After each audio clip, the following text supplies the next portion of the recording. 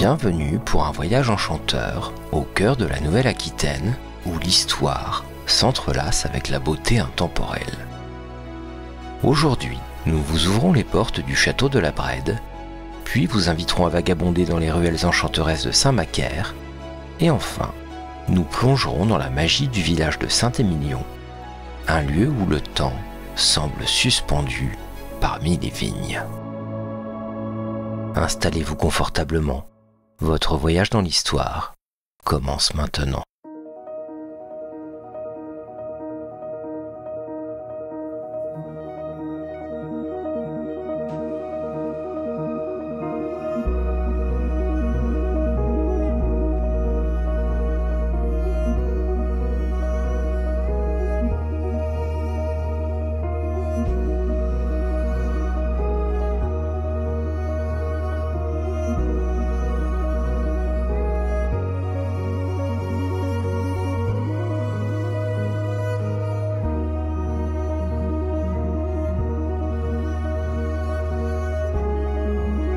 Situé à l'écart du village de la Brède, près de Bordeaux, le château s'élève au centre du domaine depuis le XIIIe siècle.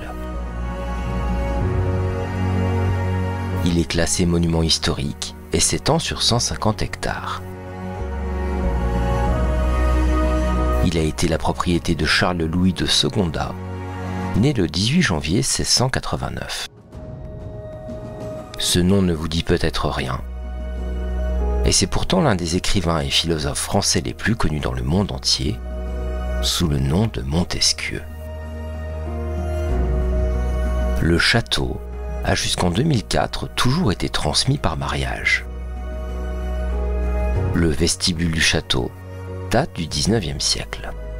En attestent les fleurs de lys peintes sur le plafond.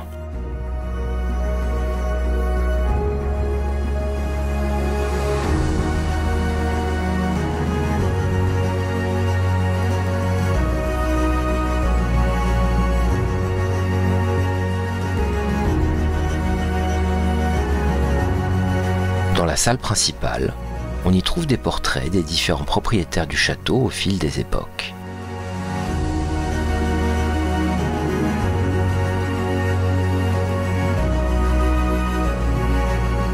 Sur les poutres maîtresses, on y trouve 4 inscriptions latines qui mettaient en avant la culture des propriétaires du château.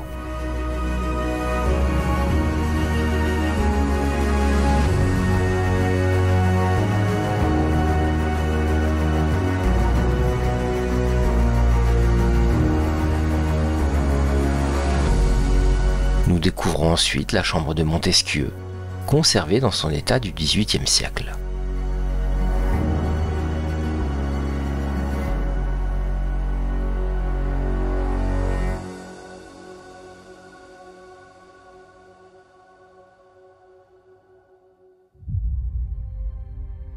On y trouve également les malles qui lui servaient lors de ses voyages.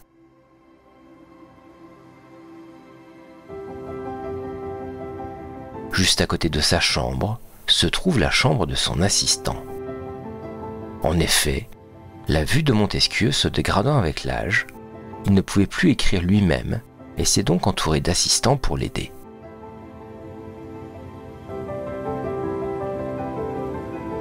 À l'étage, on y découvre une enfilade de 4 chambres dédiées aux invités.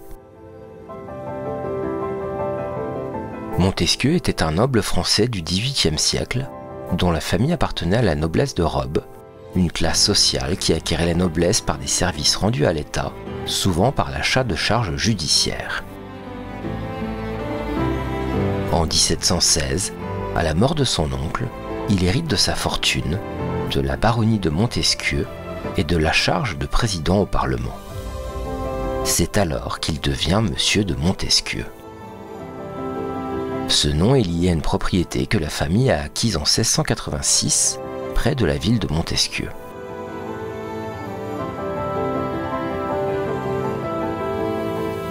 Nous découvrons maintenant la bibliothèque. Tous les livres ont été transférés à la bibliothèque municipale de Bordeaux. Quant à l'ensemble des manuscrits de Montesquieu, autrefois conservés à la Brède, ils furent vendus en 1939 à l'hôtel Drouot.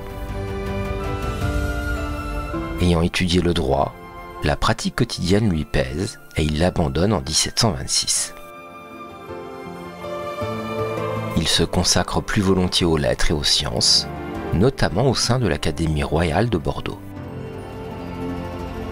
Dans les Lettres persanes, qu'il publie anonymement en 1721 à Amsterdam, en faisant parler des Persans qui découvrent Paris, il compose un tableau satirique de la France de la fin du règne de Louis XIV et de la Régence.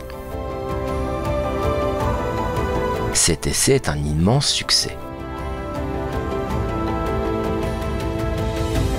Il parcourt alors l'Europe pendant 3 ans, à la découverte des systèmes politiques et économiques, des mœurs, de la religion, de la culture, de la géographie des pays qu'il traverse, mais aussi, et peut-être avant tout, pour devenir diplomate.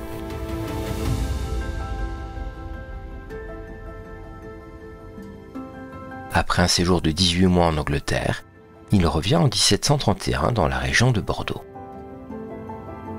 Il réside au château de la Brède et chez son frère, doyen de la basilique Saint-Seurin à Bordeaux, tout en faisant des séjours réguliers à Paris. Précurseur de la sociologie, philosophe et écrivain français, Montesquieu fait partie des grands penseurs politiques du siècle des Lumières.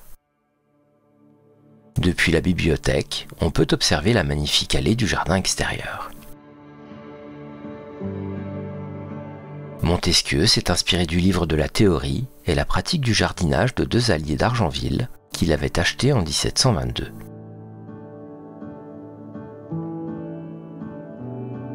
Il a ainsi créé un jardin régulier avec parterre et bosquet.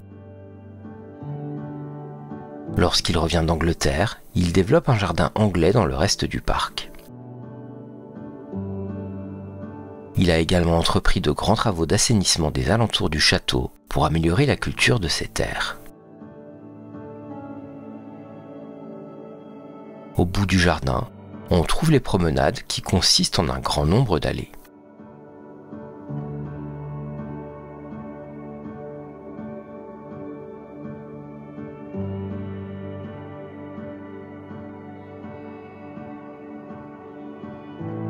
Derrière le château, on trouve également un impressionnant cadran solaire datant du XVIIIe siècle.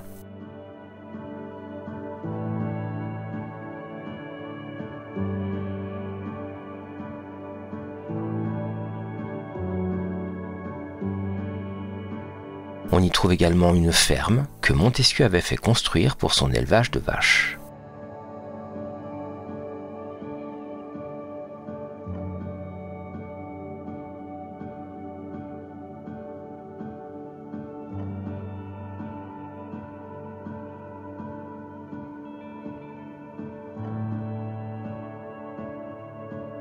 Le château de la Brède est un bâtiment difficile à dater. Les premières mentions d'un seigneur de la Brède se mêlent à une fable relatant le duel en 1079 entre le seigneur de la Lande, le seigneur de la Brède et le champion de l'armée de Navarre. En 1283, le château fut très probablement détruit suite à une attaque. Sa reconstruction date de 1285. C'est le premier document daté mentionnant le château de la Brède. Montesquieu n'a pas modifié le château, mais uniquement ses jardins. Il est resté propriété de ces derniers jusqu'en 2004, année où mourut la comtesse Jacqueline de Chabannes, dernière descendante de Denise de Secondat, fille benjamine de l'écrivain.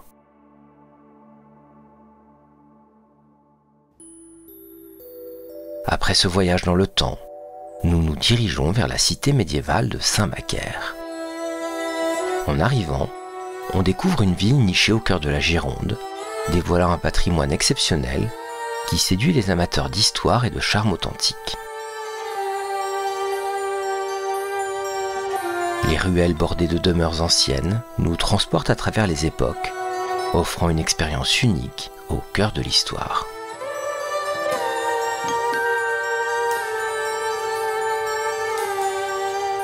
En nous dirigeant vers le centre-ville, on remarque la place à arcades du Mercadiou, un joyau architectural entouré de maisons médiévales à la beauté intemporelle.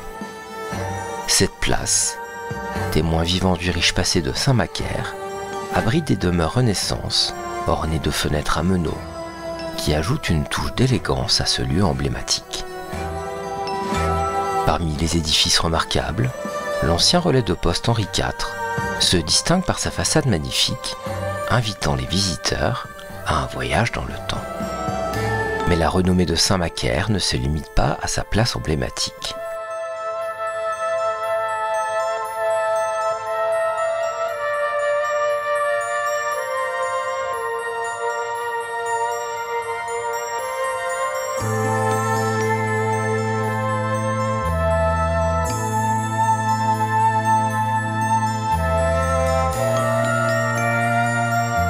En se rendant à l'église Saint-Sauveur et Saint-Martin, on découvre un véritable trésor médiéval attirant les passionnés d'art sacré. À l'intérieur de ces murs, les peintures murales des XIVe et XVe siècles émerveillent, illustrant l'Apocalypse et la vie de Saint Jean, ajoutant une dimension spirituelle et artistique à cette église chargée d'histoire.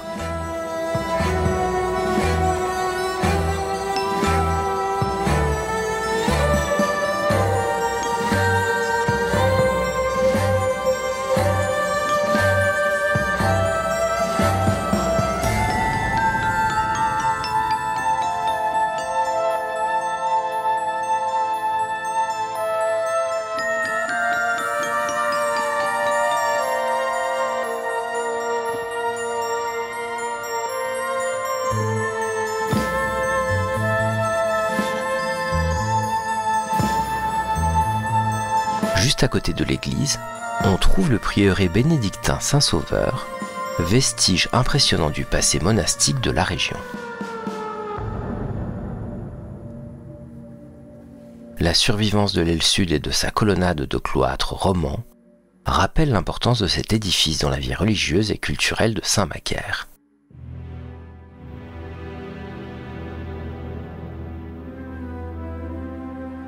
Pour prolonger cette immersion dans le passé, on peut explorer d'autres trésors cachés de la cité médiévale. Les ruelles étroites réservent bien des surprises, avec des échoppes authentiques, des cours intérieures préservées et des façades chargées d'histoire.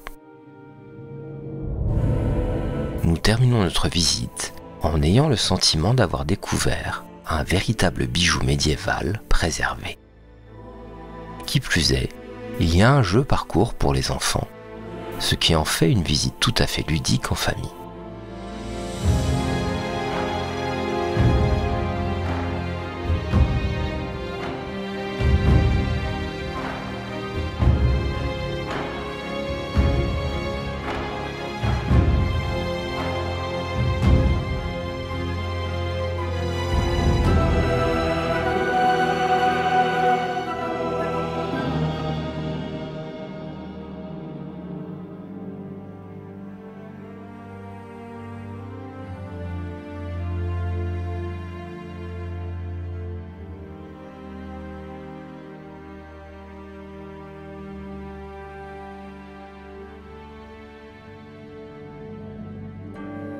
Nous arrivons maintenant à Saint-Émilion. Célèbre village viticole, situé dans la région bordelaise, son nom est étroitement lié au monde du vin, ce qui en fait l'une des destinations très prisées par les amateurs de vin du monde entier. Le lien entre Saint-Émilion, le village, et le vin est profondément enraciné dans l'histoire, la géographie et la culture de la région.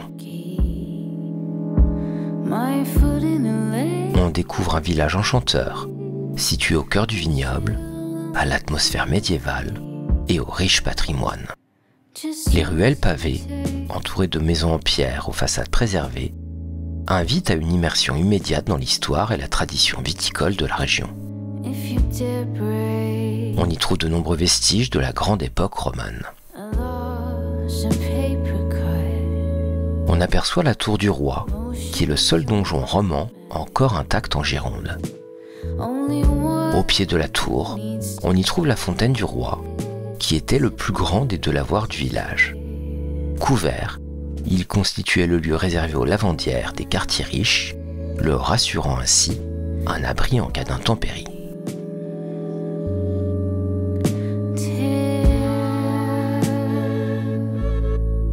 peut déambuler dans ces jardins paisibles et apprécier l'architecture préservée de ce lieu chargé d'histoire. On ne connaît aucun édifice nommé Hôtel de Ville à Saint-Émilion, qui au XIIIe siècle était la seconde cité du Bordelais. Il est donc fort probable que cette tour en ait eu cette fonction. La Jurade utilise d'ailleurs toujours cette tour aujourd'hui. Les jurats se réunissent en haut de la tour pour proclamer le jugement du vin nouveau en juin et le ban des vendanges en septembre.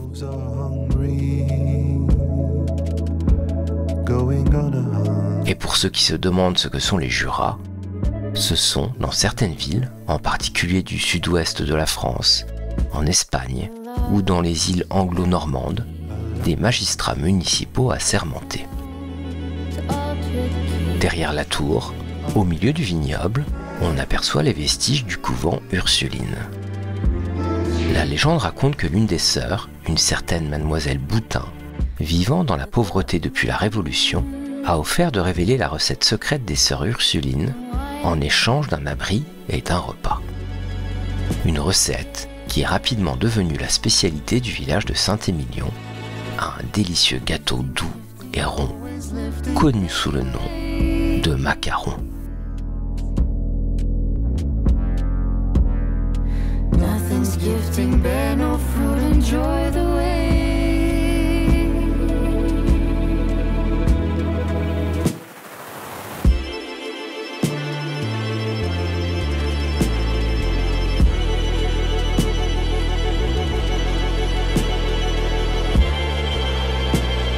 En se dirigeant vers le centre du village, on découvre une place animée et pleine de charme et qui offre une vue imprenable sur l'église monolithe creusée dans la roche calcaire du XIIe siècle par les moines bénédictins, témoins de l'ingéniosité architecturale de l'époque médiévale. Cette église est l'un des symboles de Saint-Émilion. Véritable édifice religieux souterrain, c'est l'une des rares églises en France à être troglodyte. Datant du XIIe siècle, l'église a été creusée à même la roche. Son clocher, quant à lui, est haut de 68 mètres. Il peut se visiter et, sans égal, il surplombe la ville de Saint-Émilion.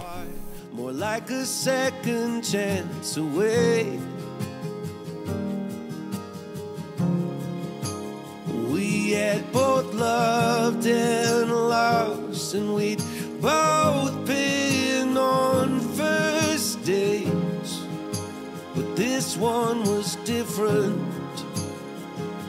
And now I say, I saw a fire. Juste en face se trouve l'église collégiale de Saint-Émilion, dédiée au moine ermite du même nom. L'église est une visite incontournable. I saw fire. Il s'agit de la plus imposante église de la ville haute.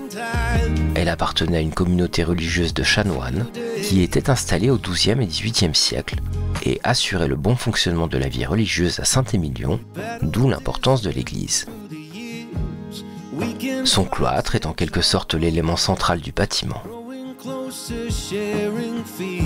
Il abrite l'œuvre L'Apocalypse de François Pelletier, qui raconte l'histoire du saint et l'évolution de la foi au fil des siècles. C'est un ensemble de peintures formant un tout de 38 mètres de long et 5 mètres de haut. Depuis le clocher de l'église, la vue panoramique sur les vignobles environnants est incroyable.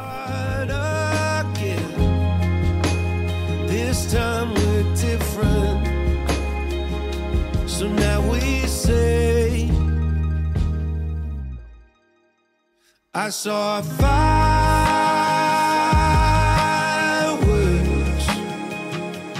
that day. Le cloître des Cordeliers se situe au cœur de la cité médiévale et c'est l'un des sites pittoresques les plus emblématiques du village avec l'église monolithe. Le nom des Cordeliers vient de leurs occupants originels, les frères Cordeliers, qui étaient des frères franciscains. Ce nom leur fut donné par Jean de Beaufort lors de la 7e croisade, en raison de leurs vêtements faits d'un gros drap marron ou gris et d'une ceinture de cordes. Le couvent fut entièrement pillé en 1337 lors d'affrontements entre seigneurs. Vivant dans le risque permanent d'une nouvelle attaque, les Cordeliers firent la demande de s'installer à l'intérieur des murailles de Saint-Émilion. On les y autorisa en 1338, année où ils commencèrent l'édification de la chapelle Intramuros. En 1343, le pape leur accorda le droit d'implanter leur couvent en ville. Le cloître et une partie du couvent fut alors bâti. Par la suite, les Cordeliers entreprirent la transformation de la chapelle en église, que l'on a aujourd'hui transformée en boutique moderne.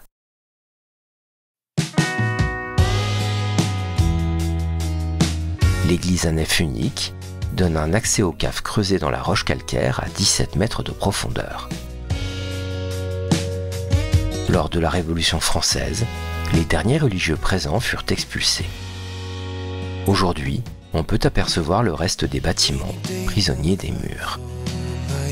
À l'arrière, on peut encore imaginer le jardin du couvent avec ses légumes et plantes médicinales, remplacé aujourd'hui par des chaises et des tables invitant à y prendre un verre. Il est construit selon une architecture romane qui côtoie l'ancienne chapelle et l'église de style gothique. Nous continuons notre visite en direction des vestiges des remparts et la porte Brunet.